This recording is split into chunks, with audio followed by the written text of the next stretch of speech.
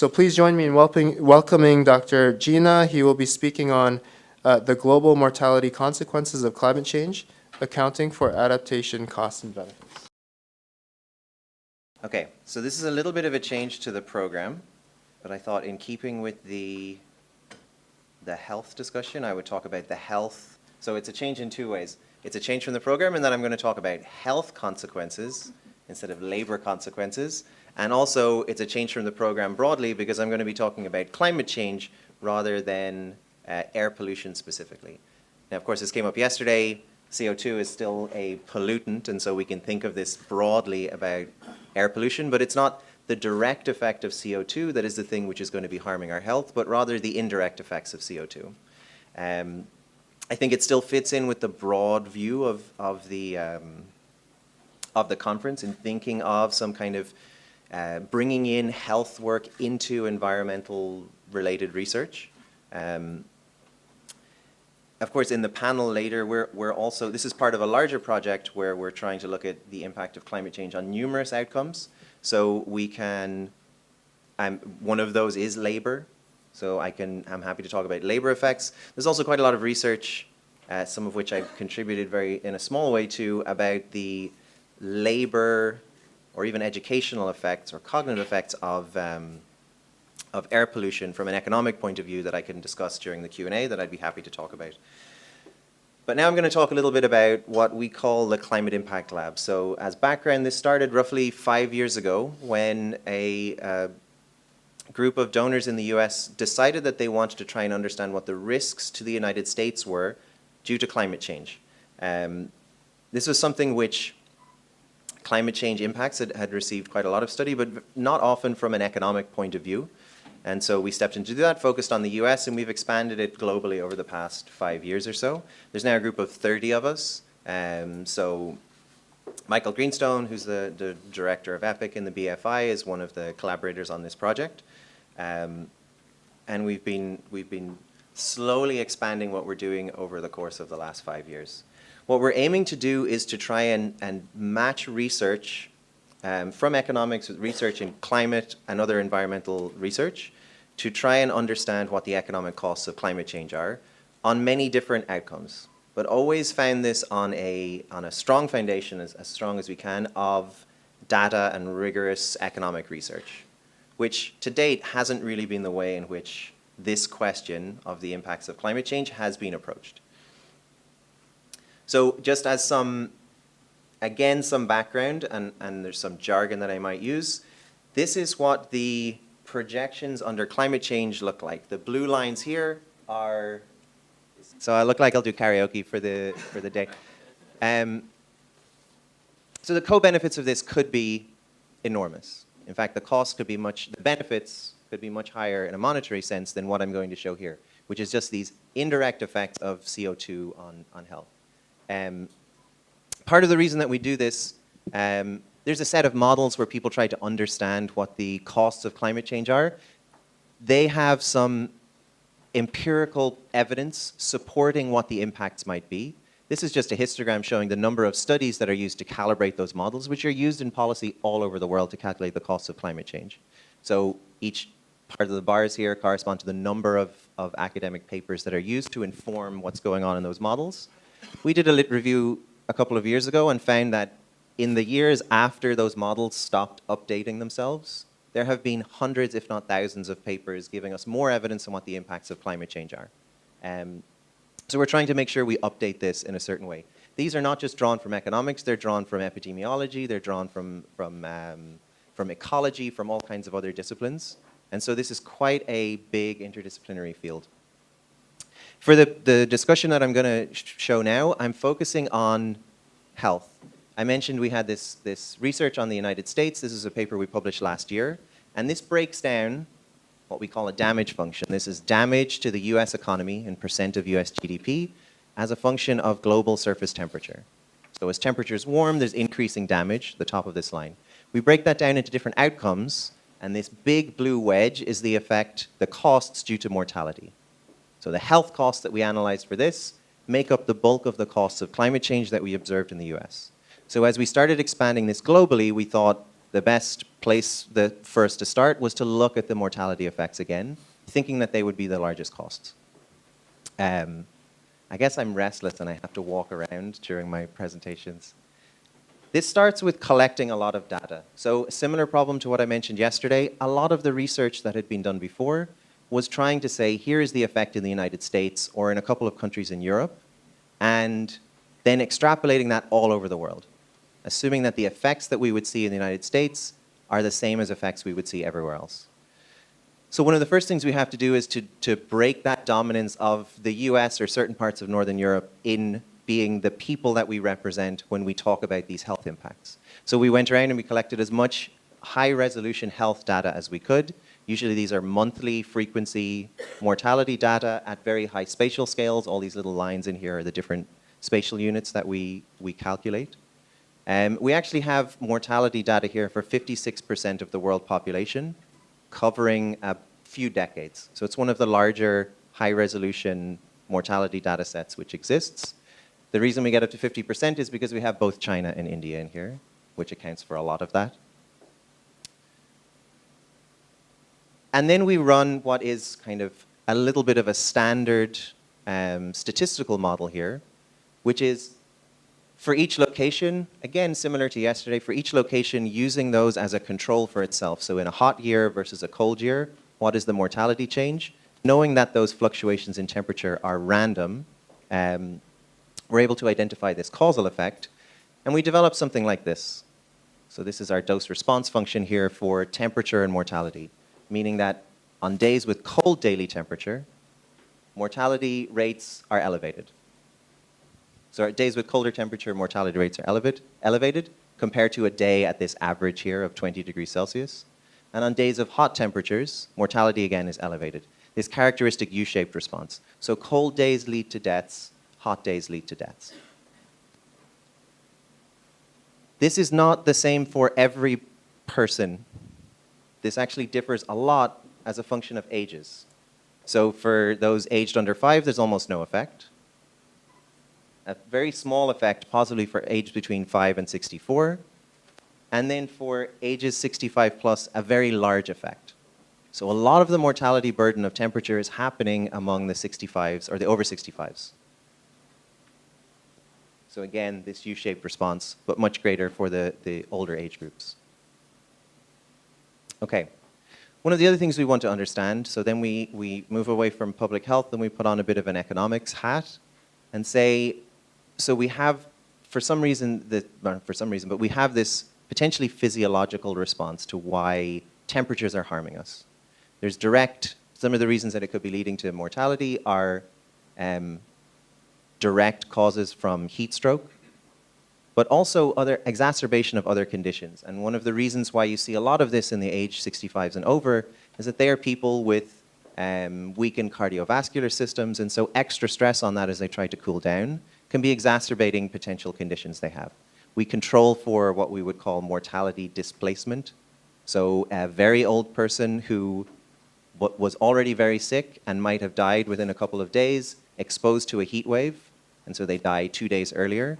We control for that, so we're making sure we're in this type of result, we're only looking at those deaths that would not have happened otherwise. So this is not just moving people around a few days in time.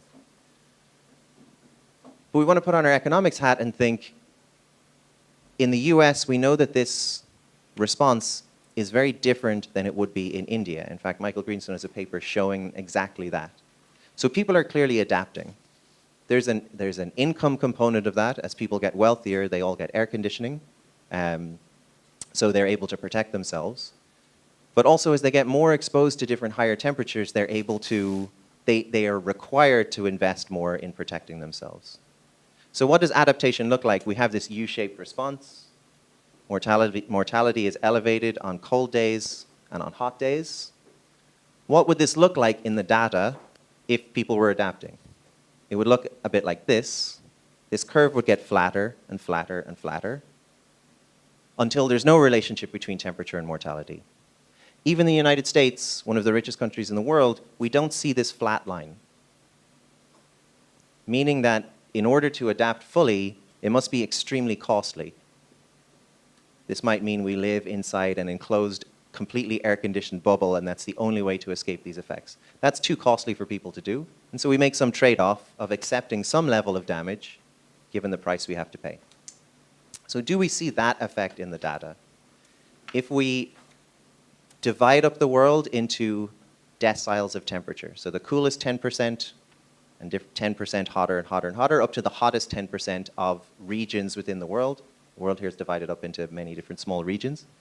And look at just what's happening on the hot end, actually at 35 degrees Celsius. So the level of this curve at 35 degrees. For the colder people, the people in colder places, we see a very large response. If they experience a hot day, they're going to have a very high incidence of mortality due to that. People are not very much adapted in these colder places. As we go to warmer parts of the world, that response gets lower and lower and lower. The reason that it doesn't go down to zero is because as we get more into the hotter tropics, the effect of income starts to become more important. So people in this band tend to be a lot richer than people in this band. So there's elevated mortality again. But you do see in the data that people are adapting. You can ignore everything on this slide. It's just to remind me to say how we're going to deal with this issue that people are adapting. Effectively, what we do is we look at that response, that U-shaped response to temperature, but we work out how it varies based on how rich people are and how frequently they experience hot days like heat waves and other things. And you would imagine that people who are richer have a lower U shape, and people that are in hotter places have a lower U shape. We look at how this varies in the data. That's what this is explaining. And that gives us an amazing ability. We had that map where there were still lots of areas where we had no data, but we can measure average temperatures or the number of hot days or the number of heat waves as well as incomes in those places.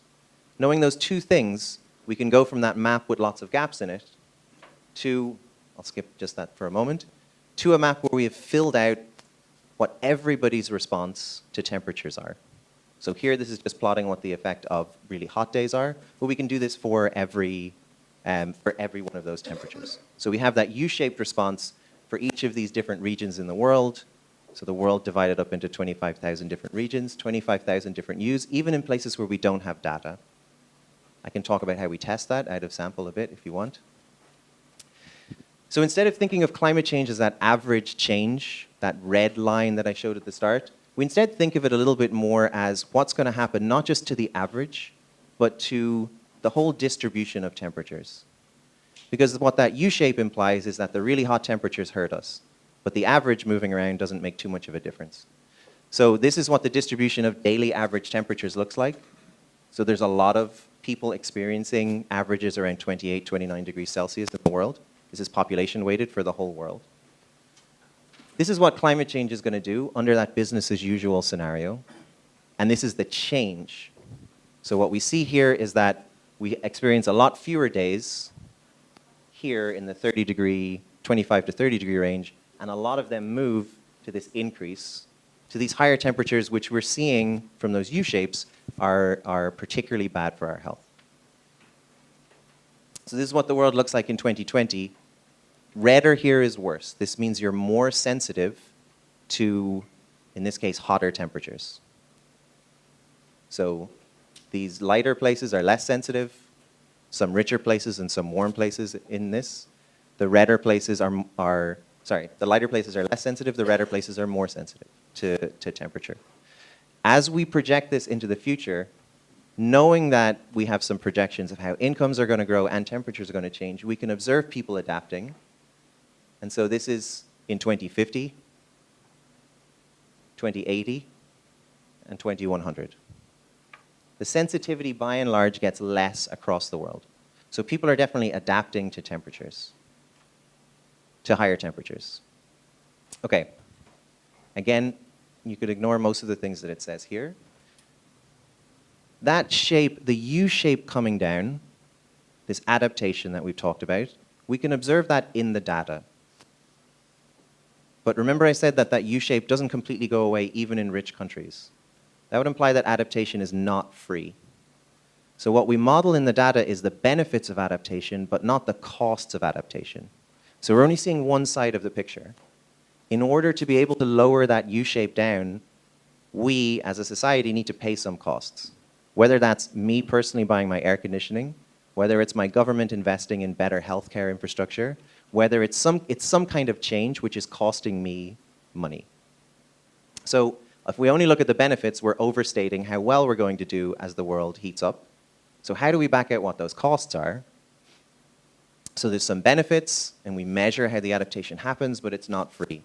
So we use an appeal to economics here, this idea of revealed preference.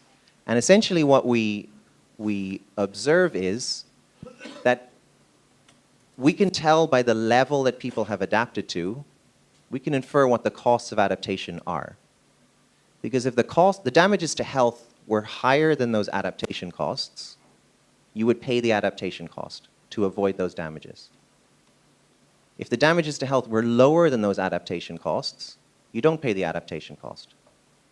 And we can see people reveal the level that they've adapted, so they're actually revealing to us, through this economics argument, what the costs of adaptation are.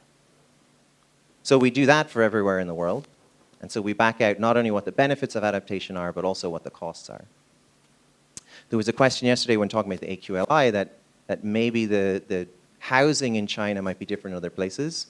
This would be one way in which you could look at this variation in the effect of adaptation to air pollution, in the case yesterday, by trying to build up this knowledge around the world. It's extremely data intensive, so it's definitely not an easy thing to do, but you could start to see the effect of other factors on mitigating a bad effect versus a milder effect.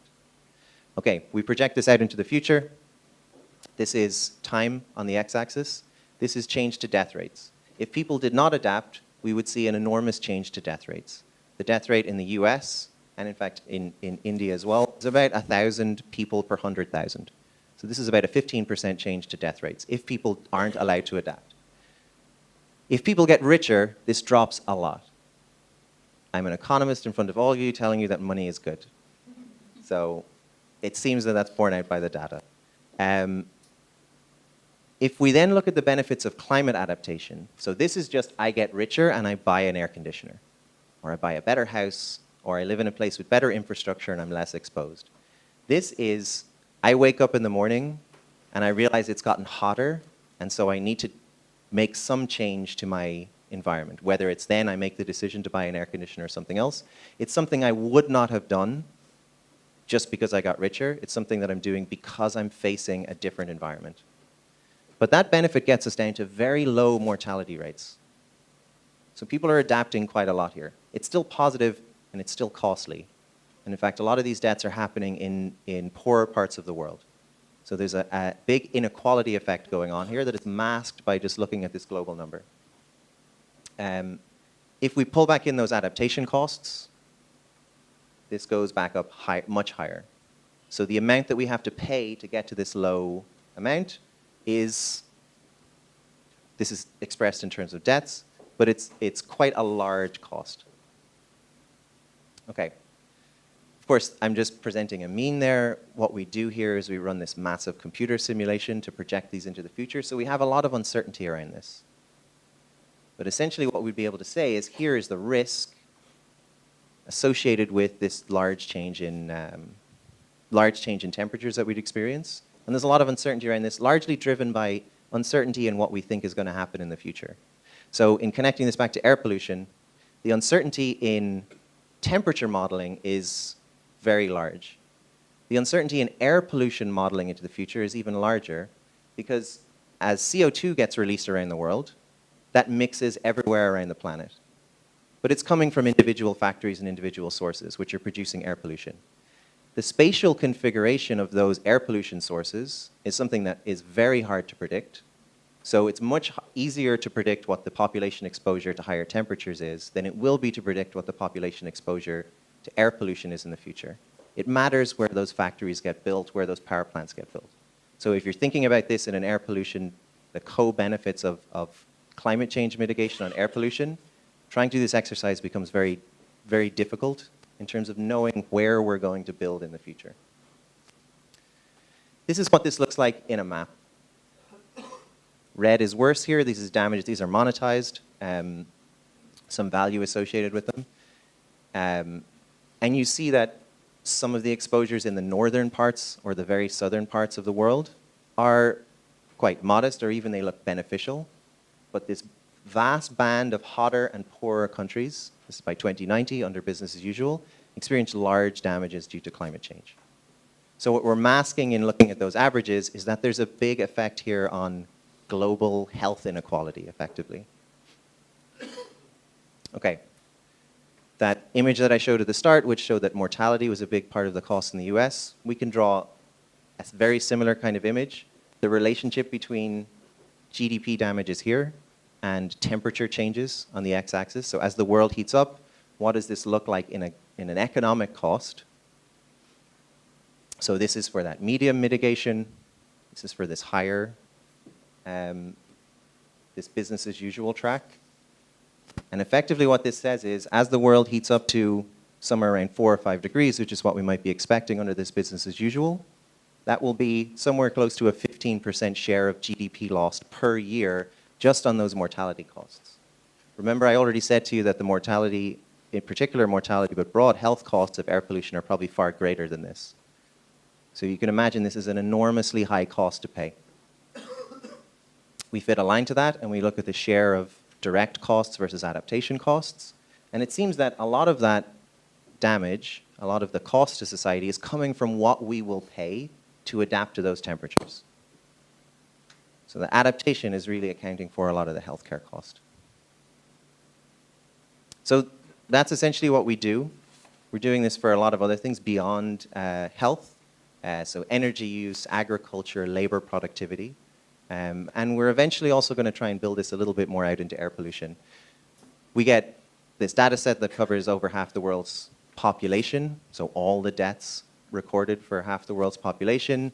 We develop this effort to try and find what the costs of adaptation are, which I think is a new thing to do. The costs would be much larger if we ignore that people are adapting and that people can adapt. But the adaptation costs account for a lot of the damages that we experience. The final thing here, which I think connects to one of the later talks, we can estimate what the social cost of this is, because we know how many tons of CO2 are going to lead to a certain temperature increase. We can work out the cost to society of 1 ton being emitted due to what we found here. And we find in the range of $20 to $40 per ton emitted. That's a net present value cost, and I can explain that later. For comparison, some of those other models which we currently base policy on, so one of the main and most sophisticated ones, they give a cost for mortality of less than $1.50. So using data here for countries that aren't just, as that one does, I think 12 cities in Europe, which covers about 1% of the world's population, but using much higher cost of mortality. So I think the take-home points, we can identify what these adaptation costs are, and thinking about this in terms of the co-benefits you get from air pollution, it's not just this cost, but all the extra benefits in terms of reducing the exposure that people will have. And thank you very much.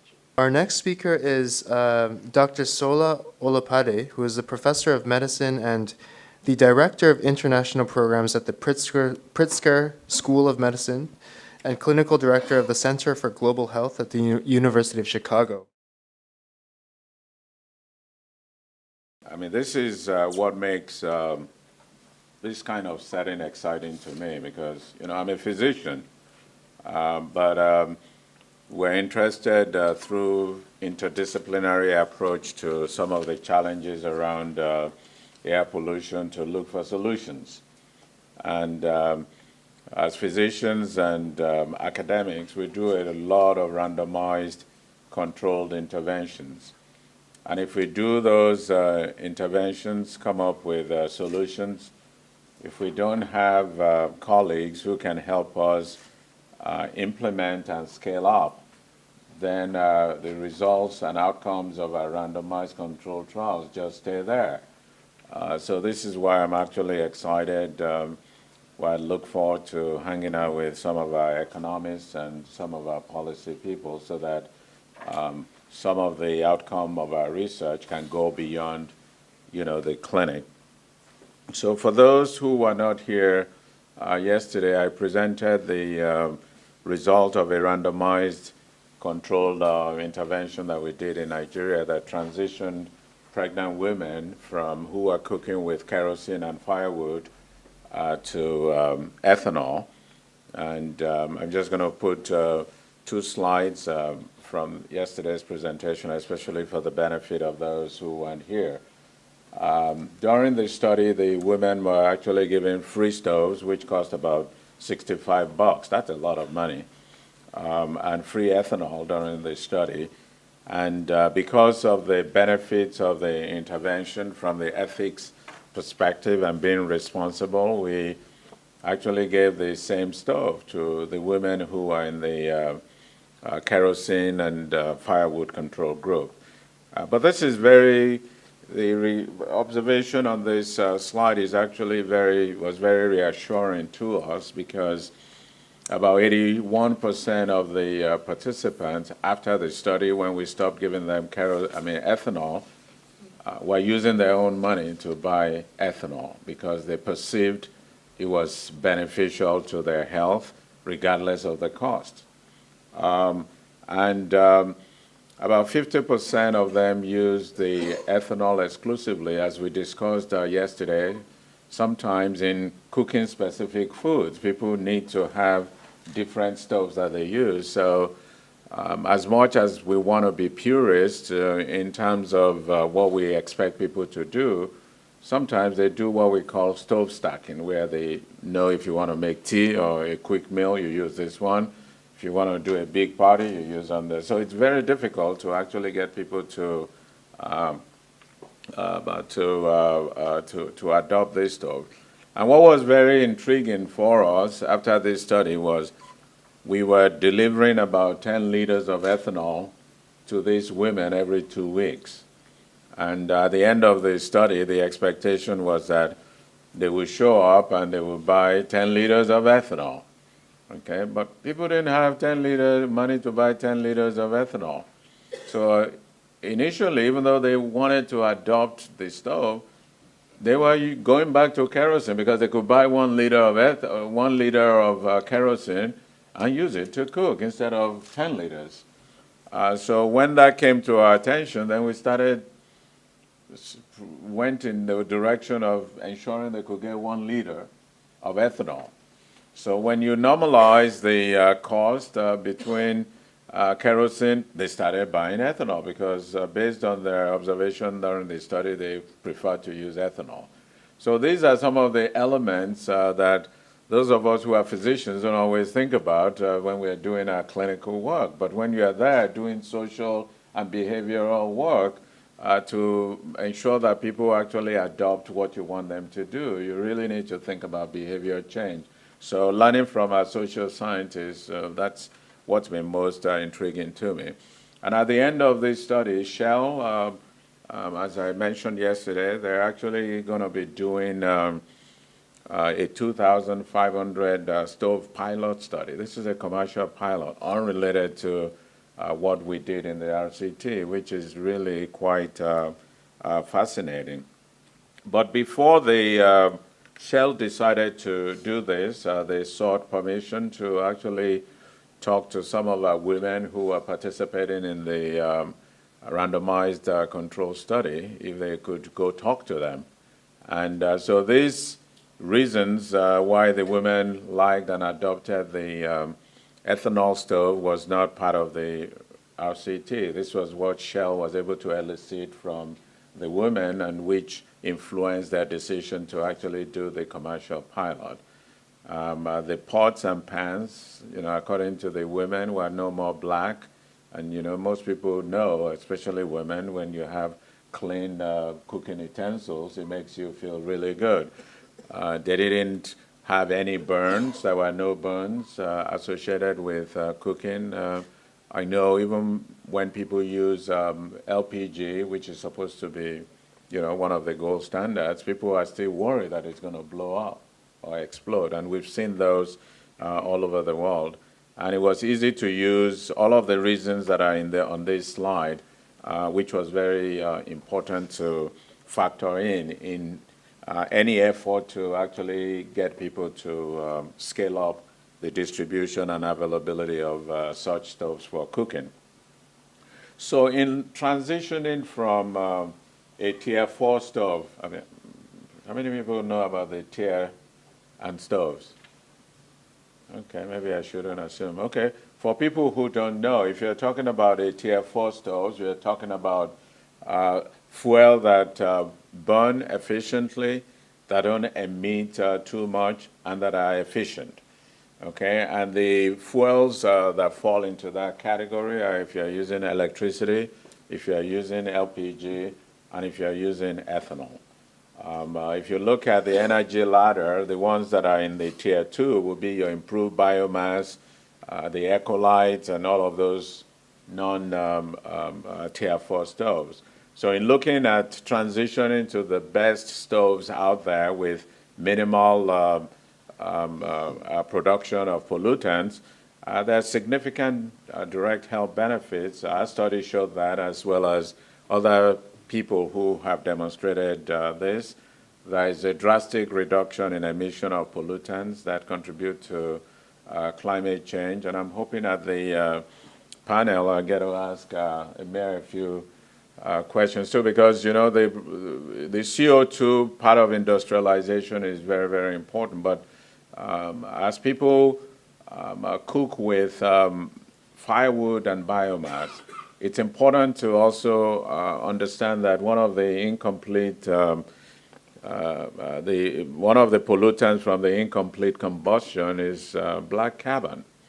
And black carbon is pretty much like soot. It stays up in the air, absorbs solar energy, and is deposited on the mountain tops. So it's a major contributor to some of the immediate climate forcing that we see, and some of the melting of some of the glaciers and stuff like that.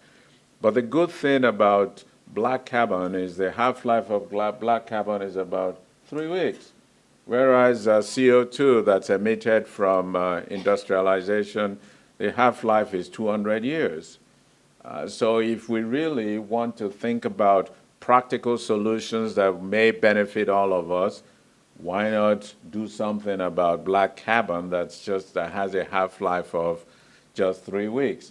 Or even particulate matter that goes up there, that if you have a good torrential rain, it takes it away. So the bottom line is trying to figure out on the activities and attributes of poor people who cut down trees for their cooking needs. If we dare focus on their needs and their benefits, we may actually all benefit from lowering the temperature a little bit and slowing down the environmental degradation that we see. There would also be a reduction in deforestation, because if you look at ethanol, it's a non-fossil fuel and does not require cutting down any trees. The same thing goes with people who actually use biogas. It doesn't involve cutting down any trees, yet it's very, very energy, at least environmental friendly.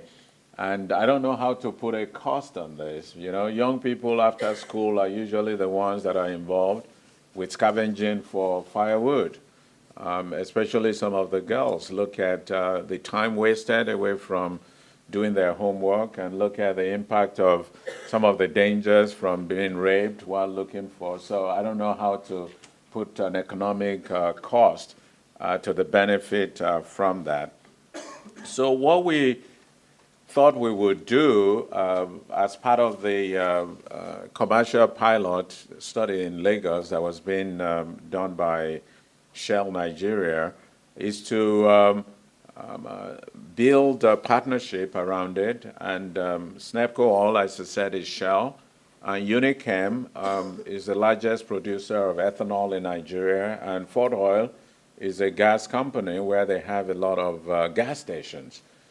And building a team around that is actually quite important, because if you want people to have ready access to the canisters where they can get the ethanol, it makes for easy access to the cooking fuel. And the plan was that the gas stations will sell some of these stoves that will be discounted by Shell as a commercial pilot. The interests are around consumer uptake, the financial feasibility of this, and to be in a position to develop a supply chain so that people like the stove, they look for it, they can find it readily, and that it's safe. And to also see how that could actually inform some of the policies around cooking, not only in Nigeria, but it's an effort that's generalizable. I know that some of my colleagues, since we published RCT in Bangladesh, they've been harassing me in terms of how do they get the stoves, how do they start producing ethanol. So it's an issue that's generalizable to anywhere you have poor people, whether it's in India or in Africa. So the idea of this, before selling 2,500 stoves, we're academics, to do a small pilot to see whether if you introduce the same stove and fuel in a different market, in a different setting outside the randomized control study where we were giving the stoves to people for free and the ethanol for free, of course they would love it. To go to a totally new place and see whether people who have never seen the stove would actually like it. You just don't go to the market and start selling all of these stoves. So the idea was to assess the consumer preferences, to look at usage practices, and taking advantage of what we know how to do with respect to the monitoring, objective monitoring, put stove use monitors on all of the stoves so that it's not people just telling you we like this stove, even though they're not using it. And as I show you some of the results, you understand why it's important to do that and not just rely on people telling you that they love the stove. And so this involved doing household interviews, especially with a person who was making economic decisions in the household, to look at market surveys, and also look for a way to do promotions and measure stove performance in the field to see how much CO2 reduction in CO2 emission could actually come from introducing this study. And this was actually funded by the African Development Bank. So the idea was to have an experimental home of about 30 that are close to these gas stations. And these components, the two components are not completed, so I'm just going to give you the initial results from the first study. This is just to show you the location geographically in Nigeria where the homes were located very close to the gas station, so that if you needed a canister exchange, you are close to it. And this is what the stoves look like here. This is a 2-burner on the left and a single burner.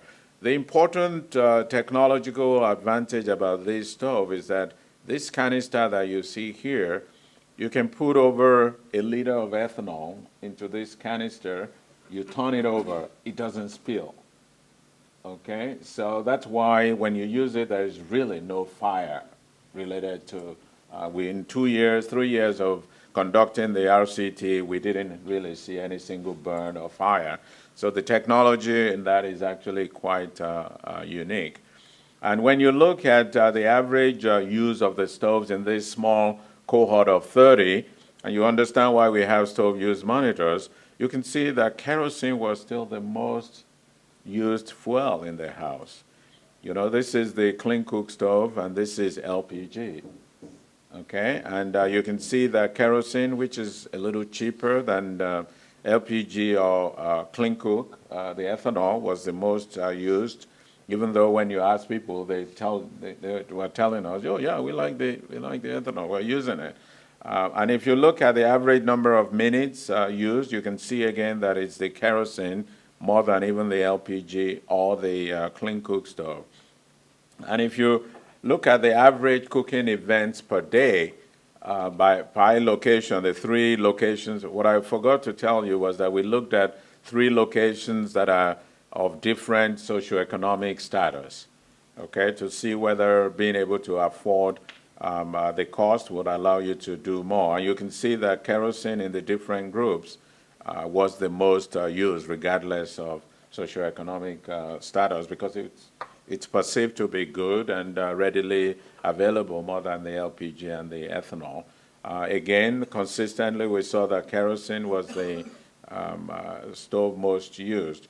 And if you look at collectively throughout the study duration, the first area here, this is clean coke, this is kerosene, this is LPG. So consistently, you could see that there's a lot of stove stacking related to this.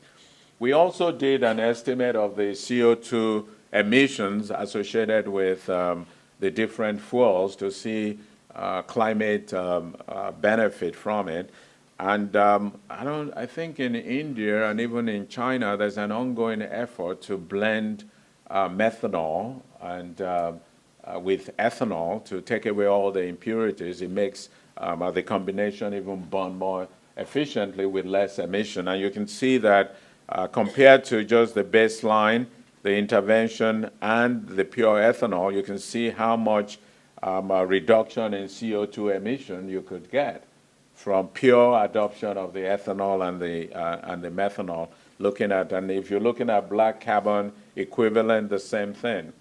So there seems to be significant benefit from the environment, not only in terms of cost. And if you looked at what people liked, about their baseline fuel before you can see the spread, and what they thought about the clean cook stove. It produces less smoke, cooks fast, keeps kitchen clean, looks modern. This is a different group of people about 200 miles away from where we did our RCT. So it seemed as if that was at least consistent in terms of likability of the stove.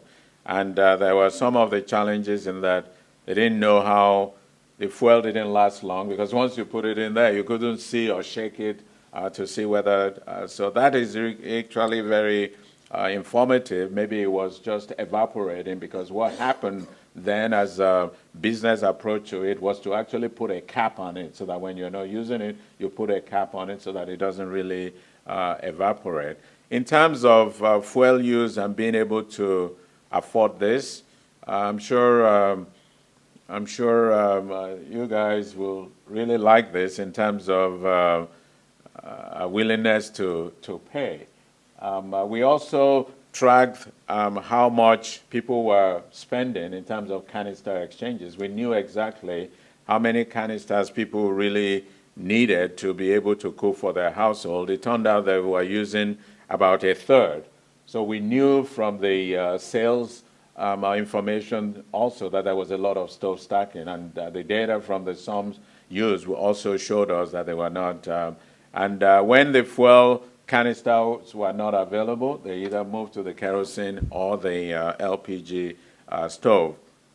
So this is also good data to have before going out with a full. And then lastly, we did conduct a willingness to pay for the stove where all the houses that were involved participated.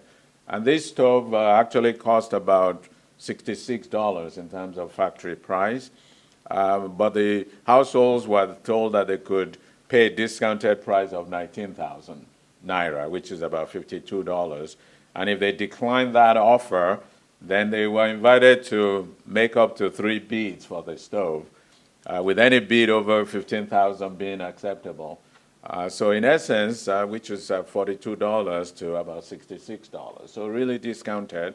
And 30% of the homes purchased on average spent about $42, on this stove, based on using this stove for 3 weeks. That's a lot of money, that people shelled out, and it goes towards showing the likability of and potential success of introducing this stove when you start rolling out the 2,500 stove. So in summary, it appeared as if the ethanol and methanol appeared to be a likable and affordable household fuel, as demonstrated by the use pattern and the willingness to pay out of pocket for this fuel.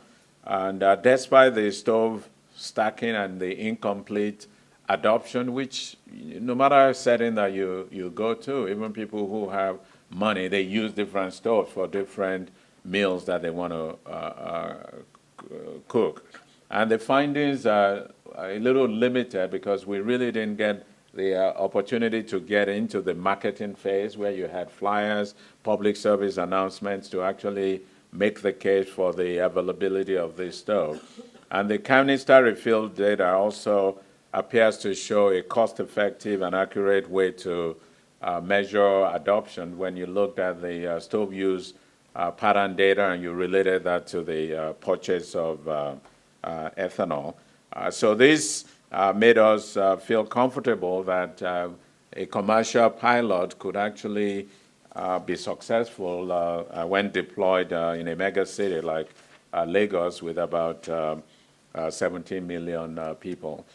So this is really a good experience for someone like me who usually doesn't think in terms of the economics and policy and the social science. But if we really want to, let the randomized control intervention that those of us who are medical people do all the time, it would be very, very important for us to understand how to do implementation science, looking at the economics of implementing some of the strategies that we've shown to be very effective. Thank you for your attention. And final speaker for this session is Dr. Santosh Harish. So one of the first things that I want to talk about, so Ken showed this presentation, Ken showed this in his presentation yesterday. This is the air quality life index tool that researchers from EPIC have developed to essentially translate pollution levels into life expectancy estimates. So one of the things that I want to briefly mention, because I think this is a point worth reiterating, is that air pollution in India is certainly not a purely winter problem. It's not a purely Delhi problem. It's not even a purely urban problem. So what you would find, for example, is that across the Indo-Gangetic belt, in fact, starting from Punjab in Pakistan all the way down to Bihar and parts of West Bengal, you have very high levels of air pollution almost across the board, urban and rural. So that's something to keep in mind when we are talking about policy solutions and what the different sources are and so forth, because it's easy to, especially in Delhi, I think, get caught up in things like crop burning or vehicles and sort of lose sight of the bigger picture a bit. It's a more complex problem in some ways. So I'll now briefly talk about some of the challenges we've had when it comes to enforcement of pollution regulation. So I think one of the first things to point out here is that we do have a set of fairly powerful legislations in place. We've also had a fairly activist judiciary that has over time built a fairly large volume of jurisprudence on how to interpret these laws. In many ways, in the 70s and 80s, we were early starters globally. We were one of the first, if not the first country to have a dedicated Ministry of Environment and Forests.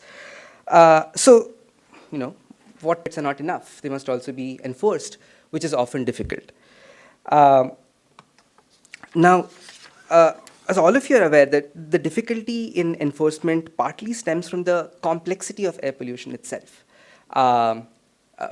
Fine particulates themselves are not a single chemical substance. They are a cocktail of various things coming from various different sources. The composition of these sources differs from place to place. When it comes to regulation and enforcement, these sources typically are under the jurisdictions of different levels of government, center and state, municipalities. The Pollution Control Board takes care of a certain set of things. The Transport Department takes care of a certain set of things, and so forth.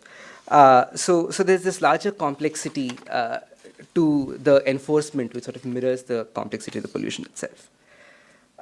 Som mentioned this in his presentation. This particular study came earlier this year. It was coordinated by the Health Ethics Institute.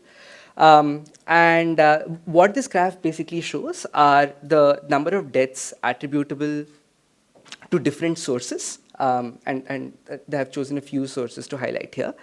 I want to take a minute to just go over what I think are a couple of salient points. First, the single largest source in terms of the number of, in terms of its burden of disease, is residential biomass burning. Professor Olopade talked about cook stove choices and cooking fuels in his presentation, and sort of worth thinking about cook stoves from a purely pollution mitigation standpoint, not just indoor air pollution, but in terms of its contribution to outdoor air pollution as well. We have a range of studies which estimate that the contribution of households burning firewood biomass in their kitchens contributes a quarter to a third of ambient air pollution. So it's not just restricted to within the houses. Even in terms of the contribution to the ambient, it's the single largest source out there. Now, coming close, if you add up, are power plants and heavy industries burning coal. And in fact, even the fourth category of anthropogenic dust includes, among other things, things like fugitive emissions from plants, from industries. So the formal regulatory apparatus in India, the pollution control boards, have primarily focused on the industries, which makes sense because these are a relatively limited, finite number of large point sources of pollution, and therefore much of regulation has sort of focused on how to mitigate those. And open burning, which to a large extent are the stubble burning that we keep reading about, also has a very large burden of disease. So when we look at enforcement of pollution regulation in the industries, the compliance seems to be very low. And what complicates matters a little bit is we don't precisely know how low it is, for a couple of reasons. The measurement of emissions often tends to be weak. And I'll briefly talk about that. Ken has already talked about the conflicts of interest and that sort of corruption associated with measuring emissions from industries well. So that has a large role to play. In addition, the measurements and enforcement actions taken by the regulatory boards are typically opaque to the public. And additionally, even within the pollution control boards, what you would find are that these are basically strewn over various files.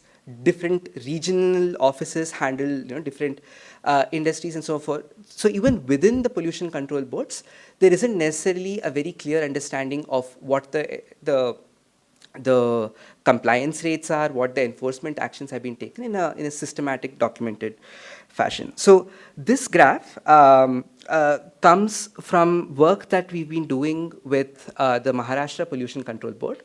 So in collaboration with them, we basically consolidated the various files and so on that were there, digitized the results, and what we find is that in excess of 50% of the manual samples that they have are above the regulatory norms. We find similar results from surveys that we conducted with the Central Pollution Control Board in Gujarat, Maharashtra, and Tamil Nadu. Basically, very high non-compliance rates among industries. One major constraint in enforcement is that the regulators have very limited tools available to them in responding to non-compliance. As per the AIR Act, non-compliance is a criminal offense. what the pollution control boards can do when they find that an industry is polluting above and beyond what they're allowed to is to essentially, give a show cause notice, which in some ways is a polite correspondence. They can threaten to shut industries down. Sometimes they do, in fact, shut industries down. They can mandate certain improvements in processes, certain equipment that they need to install, and so forth. Or they can take them to court, which in general, most pollution control boards are sort of loath to do because these tend to take a while. They're very expensive in terms of the time requirements from the pollution control board staff. So the equipment mandates, for example, don't are relatively easy to enforce. You can observe that a certain piece of equipment has been installed or not. But these need not necessarily translate into reductions in emissions because while you can observe the installation, it's harder to enforce the correct design, the regular maintenance, the regular use of these equipment. So there's this dabba which gets installed there, and it need not necessarily translate into reduced emissions, which is what we found. What this particular graph shows is the distribution of emissions. The red line you see are the standards that they were supposed to comply with, and the columns you've got here are what are basically different combinations of air pollution control equipment that has been installed. As you can see, for the most part, everybody is above what they're allowed to be emitting, despite having these pollution control equipment, which in theory should ensure that they are, in fact, very compliant. They should, in fact, be emitting at a fraction of what they're allowed to if the equipment were designed correctly. So what can we do here? Over the last several years, especially, we have been witnessing this dramatic change in the amount of pollution data that's being produced and the computing power that we've got to consume this information in an effective way. We also have lessons from what other countries have done. India isn't the first country to be dealing with industrial pollution or non-compliance. So we have plenty of opportunities to learn from the experiences elsewhere to make regulation more effective and efficient. So in the next 5 slides, I'll borrow from the work that we've been doing with these boards to strengthen monitoring, to improve transparency, and then conclude with a couple of ideas about the use of market-based instruments for enforcement. So the first sort of finding and recommendation we have is to improve emissions monitoring by better aligning the incentives of the stakeholders. So Ken has already talked about the third-party audit study and what we found.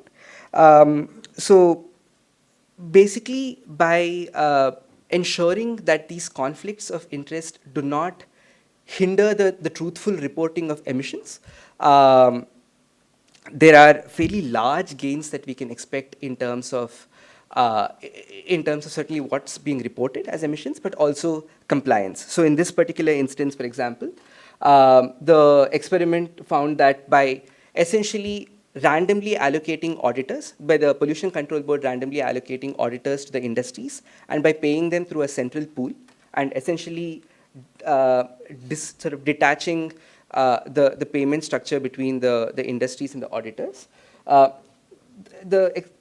we found that false reporting reduces by 80%, and average pollution from industries reduces by 0.2 standard deviations.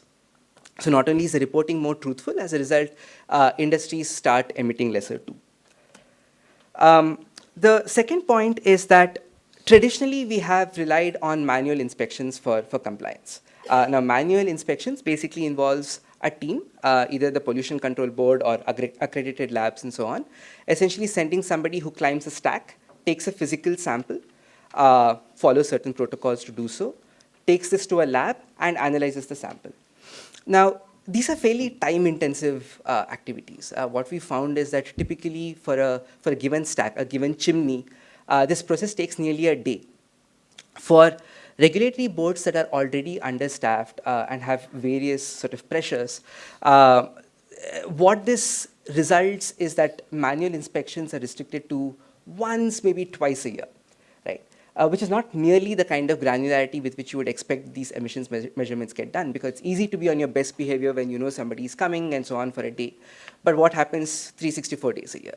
So the future certainly lies in what are called continuous emissions monitoring systems, where essentially there's a little sensor that is installed in the chimneys of these plants, which is relaying the data to a central server essentially every minute. So this would be a paradigm shift as far as the visibility that the regulators have on the emissions of the industries are concerned. But then for the data to be useful at all for enforcement, we still need to be wary of the conflicts of interest and so on. These devices need to be calibrated so that those readings correspond correctly with actual emissions, and it's rather easy to fudge the data. So it requires a significant amount of vigilance from the regulatory boards for this information to be meaningful at all. So we've been working with the pollution control boards in Gujarat and Odisha to essentially uses the emissions data from the industries and categorizes industries into from 1 to 5 stars depending on their compliance. And this information is out there in the public domain on this website mpcb.info, accessible to anybody. We believe that this is something which could be fairly powerful in holding both the polluters as well as the regulators more accountable to being compliant to the norms. A month back in September, the Odisha State Pollution Control Board launched a similar transparency program, which in fact uses the data coming from these continuous emissions monitors. So it gets updated more often. It's based on more granular data. And we are certainly hoping that other states to sort of get on board and are interested in launching similar programs of their own. But these basically talk about better measurement and greater transparency. In some ways, the question on the inflexibility of instruments available to the regulator still remains. In the absence of flexible, proportionate regulatory instruments that the pollution control boards can use, as I said, they are restricted to these very blunt instruments, things like disconnection or basically sending letters of various kinds. As a result, while the most egregious polluters, people who are 10 times, 5 times the norms allowed for them, do get shut down. For the most part, polluters who are non-compliant are let off with a slap on the wrist.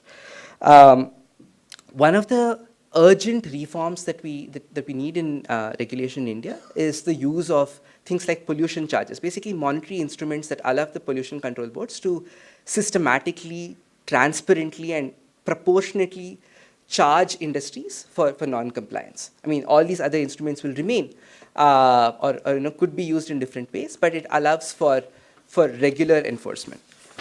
And finally, we have from various programs across the world, like the acid rain program and in the US, we've learned that what are called emissions trading schemes or cap and trade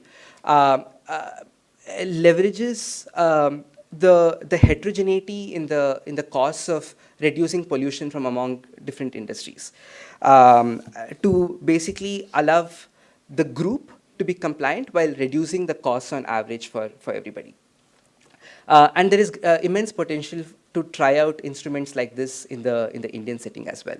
So these estimates are for the Surat industrial cluster based on inputs we collected in a survey with the Central Pollution Control Board, and we found that the pollution levels that would, the emission levels that would exist if all the industries were to meet the concentration standards could be met with a cap and trade program with a reduction in 40% of the costs. And there are similar estimates elsewhere in the literature too. So there's immense potential for using instruments like this. So I'll conclude with that, and I look forward to your questions. Thank you. I would like to first of all thank all of you for taking the time to speak. this is a pretty varied group of interdisciplinary experts looking at the question of air pollution from different angles. And so I'm going to sort of summarize the main takeaways, or at least how I have strung together these different presentations, and then ask you a very general question. Okay, so what I learned from these presentations is first from Dr. Somanthan's work, is that there's clearly no rationale for further investments in coal. But when we look at that profile of generation plants, these are long-run investments. And if you look at how much coal has been added to the portfolio over the past decade, we're sort of stuck with this for the medium run. And then when I listened to Santosh's presentation, we learned that there are a variety of policies or programs that can be implemented today on these same types of plants that could actually reduce the emissions that are coming from them. And these would include things like breaking the conflicts of interest in monitoring, improving data collection, information disclosure, monetary charges. And so those two presentations for me fall into the mitigation side. What are we doing to actually reduce air pollution at the source, the major sources? From Dr. Jina's presentation, it was about climate change, but similar to climate change, when you think about how people respond to levels of pollution, there will be high costs of adaptation. And I'm not sure that this is well understood in the context of air pollution, that it's measured. And I'm not even sure that we know what the best ways are to adapt to air pollution. With temperatures, ACs are fantastic inventions, but with air pollution, do air purifiers, is that the main thing, or is it wearing masks? Is it how do we adapt? And from Dr. Sola's presentation, for me, there was a connection between what Amir was talking about adaptation and this fact that even if you can identify technology that is useful or valuable, there needs to be a consumer market that is built that enables people to access that or enables people to understand that that's there. And certainly that is the case in Delhi with things like air purifiers and masks. So that's kind of why I actually learned a lot from this panel, and so thank you. The question that I have that I would like for us to all discuss is much more general because it is a very interdisciplinary group. And it's simply this: what do you think needs to happen in Delhi and in other cities in northern India in the next year, the next 5 years, and the next 10 years to tackle some of these big issues with measurement of air pollution, mitigation of emissions, and defense or adaptation? So I'll start with you, Amir. So specifically about Delhi, well, actually, to sidestep the question briefly and talk about something you had mentioned before, and what the potential adaptations or some of the adaptation costs would be. I mean, we all know that you can here spend on an air filter, which you wouldn't be spending money on if the air quality was better. I don't have any HEPA air filters in my apartment. It's not money I've had to spend. But there's other research showing, obviously a lot of it based in the US, that actually there's significant avoidance behavior when it comes to air pollution. And so, as probably everyone here has done at some point, there's days when you don't go out where you would have gone otherwise. There's something either productive, whether it's work, that you have not done because there was high air pollution, or something that had amenity value, some enjoyable activity which you didn't do, something that's costing you in terms of quality of life, which are costs which I just don't think are very well understood at all. So all of those behaviors are things which we could think of as costs of adaptation. And one that was raised was the kind of induced brain drain that may be happening. What is happening to people who are either not coming to Delhi or leaving Delhi, who have the choice to do so, and what is that doing more broadly to the economy? We could also think of that as effectively I mean, it's a damage, but there's kind of an adaptation cost there to what we're losing.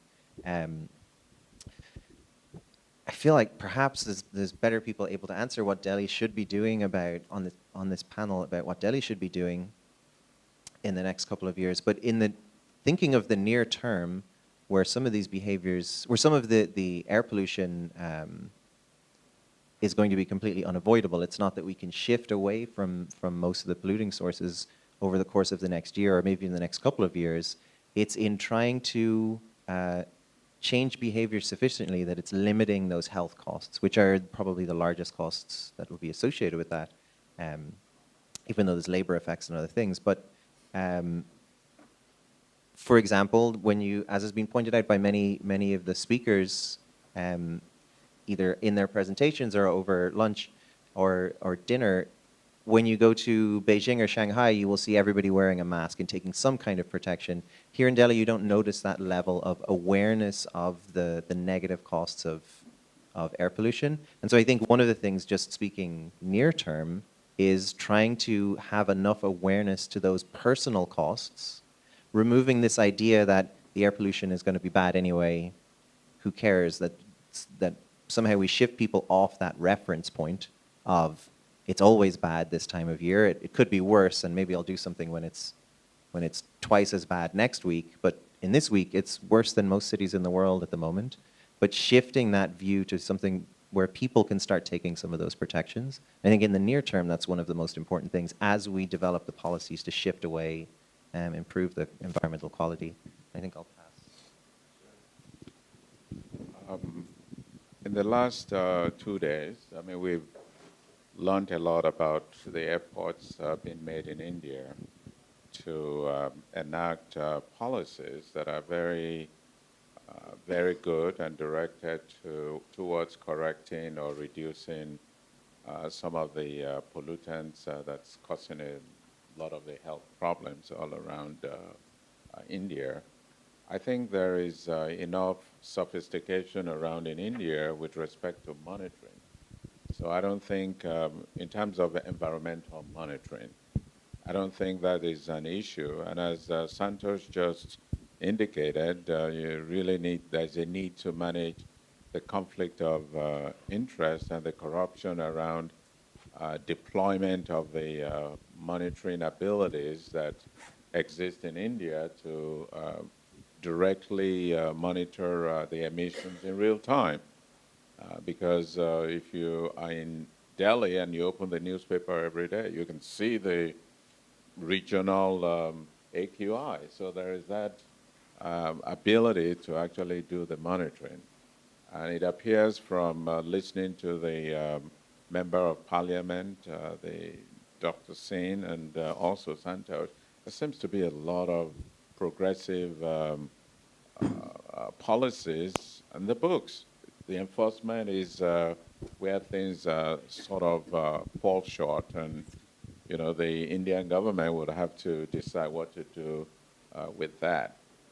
With respect to adaptation, I know we've been focusing on adaptation mostly around the increase in temperature, but when you look at the impact of climate change, it's not only the increase in temperatures that we see. There are low-lying areas that are going to experience a lot of floods. You're going to have deaths, as Amir said, related to the heat strokes. I don't know how we factor in the cost of these raging fires that we can't, we're increasingly having a hard time controlling. I don't think the cost of investment in air conditioning or filters should be where we stop, because as the temperature continues to go higher, we need to actually invest in investigating the materials that we use for building our homes. Because repeatedly people were asking questions yesterday, why are we just focusing on particulate matter?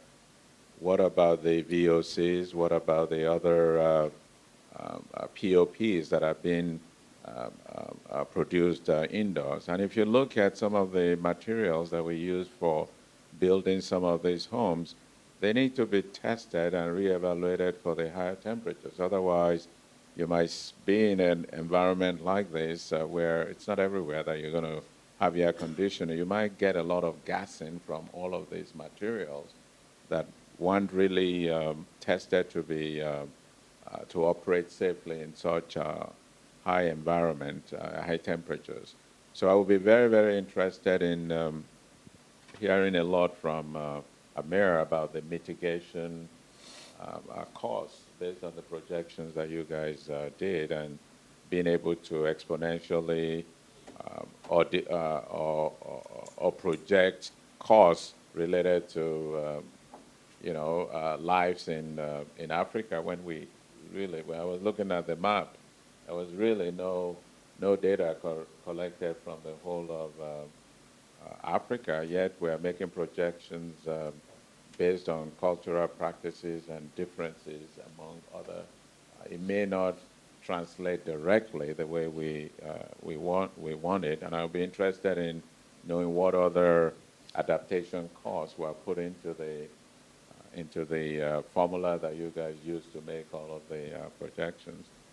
But I think India is doing a good job in trying to mitigate this, but as ground zero for most of the pollution, the enforcement of the policies has to take the front burner, otherwise nothing's going to change. And I hope that, as we come back next year and the few years to come, that we'll keep hearing good things about, the enforcement of these pollution mitigation policies in India.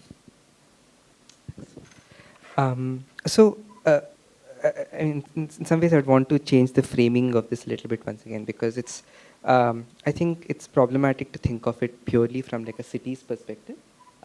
Indeed, like the North Indian air pollution problem is really the North Indian regional airshed.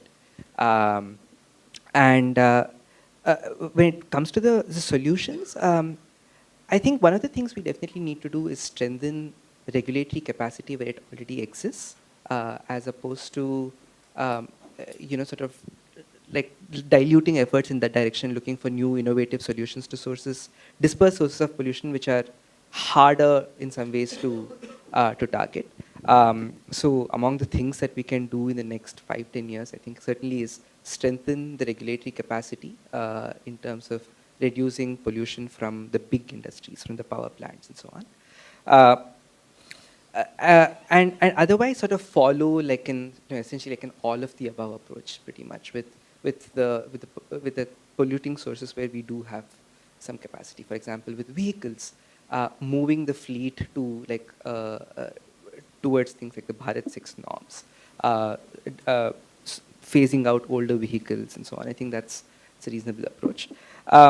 The programs like the PMUY, the Ujjwala program to get BPL households to shift to LPG, I think are a very important pollution mitigation intervention, and not just a clean household energy intervention. And so that's something I think that needs to be sort of aggressively followed, ensure that people are essentially buying the second, third, fourth LPG cylinder and continue to use them. Crop burning, I think, is another major area, but I know this is something that Som has thought about and written quite a bit, so I'll defer to him when it comes to that. So, yeah. I completely agree with Santosh that we shouldn't think of this as a city problem, because it's really a regional problem. And that said, I think that all the measures that Santosh talked about, better monitoring, better having allowing fines rather than these kind of all or nothing thing of either you basically do effectively nothing or you shut the industry down. This is a huge problem, and that all those things have to be done. But I think I'd like to step back and ask, sort of a bigger question, which is, why is it that so many of these measures, which are kind of obvious, I mean, it doesn't need a PhD to figure out that, you really want something in between closure and nothing, right? Why is it that none of these things have changed, right? It's not that we've had air pollution now for a long time. We've had water pollution, which is much more severe for much longer. And yet, none of these institutional changes, none of these kind of fairly obvious measures have been taken, right? And I think that one has to ask that question. because otherwise I think we are going to be tinkering at the margins, basically. We have a huge problem, and then you're going to have, just, very small epsilon changes at the margins. I think there are some exceptions. Like, I agree the Ujjwala program is a big deal, and I think that is the beginning of making a very big difference, because we know that the household sources are the biggest single source. So you have to deal with that problem. And there are some other areas where I think the regulation has moved quite significantly. For example, I think on the fuel standards for refineries and on the standards for new vehicles, which have been shifted forward from what was 2024 to 2020. This, I think, signals a new political, attention being given to environmental issues and air pollution in particular, which we didn't have before, because after all, we are at least 10 or 15 years behind Europe, and Europe is behind California. So it's with regard to vehicle regulation. So, eventually, though, slowly the political process is sort of catching up. But I think that looking forward, I don't think this political process ever will catch up. And there is a very good reason for that. And it relates to a question that somebody asked just now. We're all focusing on particulate matter. What about all the other pollutants? The reason is really that all of these problems are highly technical, highly complex. It's highly expensive to measure the pollutants. It's highly expensive to know what they do to people. So it takes a huge amount of institutional resources just to kind of understand the problem. Right? By the time that problem is understood by some scientist sitting in a lab, right, and then it has to make its way through workshops like this, 1 million workshops like this before it's out there in the media, and then the politicians feel that they have to respond. By that time, 30 years have passed, and all the people who are affected are already dead, right, prematurely. So what I'm saying is I don't think that this process is really going to do the job. If we leave it to this, it's just going to carry on like this, and we're going to go on having this same workshop 30 years from now. Right? It'll be a different set of faces. Ken may still be here. Santosh may still be here. Some of you will still be here. I won't. But I think that we need to think about it a little more, at the long-term level. And I feel the reason here is because pollution problems are such a highly complex and technical issue. I don't think having the regulator directly controlled by the political executive, as we have in India, is a good idea. I think this is one of those issues where decision-making should be delegated to a technical authority, which is autonomous. Because, precisely for this reason, that the incentives to do something about it, the benefits are so unclear, not easily understood, that there isn't political pressure to do something. The costs, on the other hand, are falling on, Volkswagen and Ford and Maruti Suzuki and so on. They understand perfectly well, and so they're going to go all out to stop that from happening, and so that's why it doesn't happen. So we understand this dynamic very well, and if you want to break that, you have to have an autonomous regulator who is scientifically competent. So I really think we need a change in the law. Unless we have a change in the law, we're not going to get beyond tinkering at the margins. We need new legislation, and that legislation has to say that the regulator is going to be somebody who is appointed for a fixed 4-year or 5-year term, can only be removed by impeachment. They're independent, they have full autonomy for hiring. They have some fixed budget, which is some percentage of GDP, take a percentage which is sort of common among the countries that actually do serious environmental regulation. Take that and say, okay, that's what they're going to get as some kind of levy from all industry. Give it, and then let them hire the scientific people. Right now, what is our technical capacity? Is there even one serious toxicologist, one epidemiologist, one, environmental economist sitting inside the regulator? No. Not even one, right? And we need hundreds of these people because this is a huge country. So we need that. We need, I think, that autonomy, and we need also a requirement. It's not enough to have autonomy because then you can have a regulator who runs rogue, right? You need a requirement that the regulator has to do scientific studies to justify any kind of regulation. The regulator must have the power to set pollution fees. It's not enough to have regulation. So Santosh talked about improving compliance with regulation, but it's always in a context where there is some physical limit on some pollutant.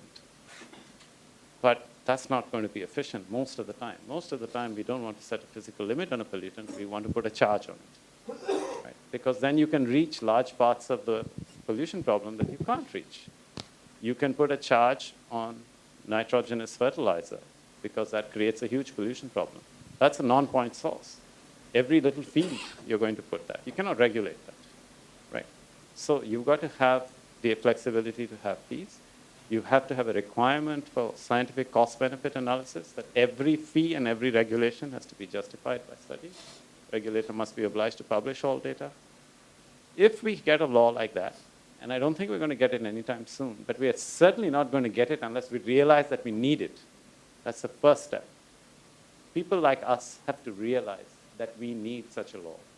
That if we don't have this, get a law like this, we are going to make very, very, very little progress. I think all of us need to start campaigning for a law like this, for an independent regulator with a requirement for transparency, publication, data, scientific studies. We need to start this process now, and maybe in 10 years we'll get a law like this. Okay. That's what I have to say.